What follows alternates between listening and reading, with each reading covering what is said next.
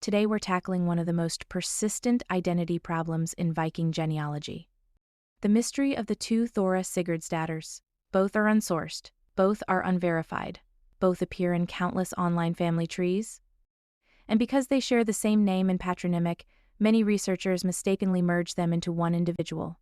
Today we're going to examine the evidence, the timelines, and the context clues that suggest these women were not the same person. Before we begin, it's important to establish something often overlooked.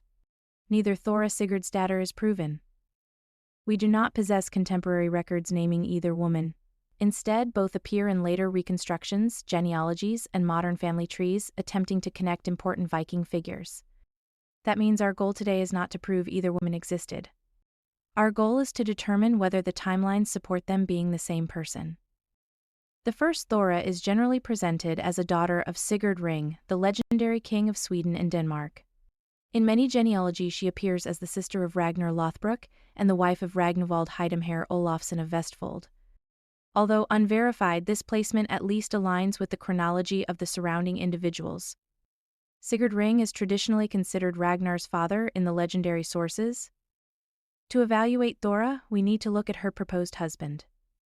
Ragnvald Heidumhaere inherits power after the death of his father, Olaf Geirstadolf, traditionally placed around 860 AD. A man inheriting and ruling territory would almost certainly be an adult. This places Ragnvald's birth somewhere around the late 70s or very early 80s. Now let's use Ragnar's famous sons as chronological anchors. The Great Heathen Army began its invasion of England in 865 AD and was traditionally associated with Ragnar's sons seeking revenge for their father's death. These men were not children, nor were they elderly. They were seasoned warriors capable of leading large military campaigns.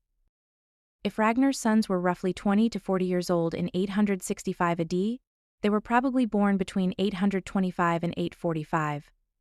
That places Ragnar himself somewhere around 790 to 810. Interestingly, that places him in roughly the same generation as Ragnvald Heidumhaere. And if Thora was Ragnar's sister, she would likely belong to that same generation as well. While none of these dates are certain, the overall chronology works. A daughter of Sigurd Ring born around 790 to 800 could reasonably be the wife of Ragnvald Heidumhaere. The generations line up? The ages make sense? Nothing in the timeline creates an obvious contradiction. Now we arrive at the second woman. This Thora is sometimes identified as a daughter of Sigurd Snake-in-the-Eye. Here's where confusion begins. Many researchers see the name Sigurd and assume it refers to the same man. But Sigurd Snake-in-the-Eye was not Sigurd Ring. He was Ragnar's son, and therefore belonged to the next generation entirely. The confusion becomes understandable when we look at the names. Sigurd Ring and Sigurd Snake-in-the-Eye are separated by a generation. One is grandfather, one is grandson.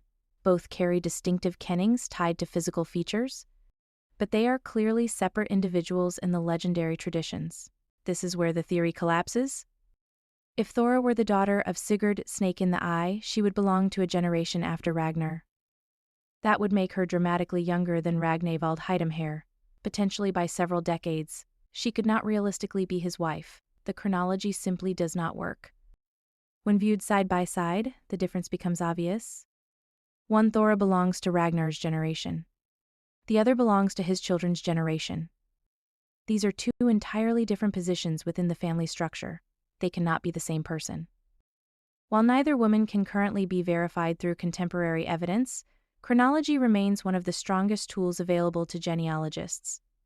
When we place these individuals within their historical context, the answer becomes clear. The two Thora Sigurdsdatters occupy different generations.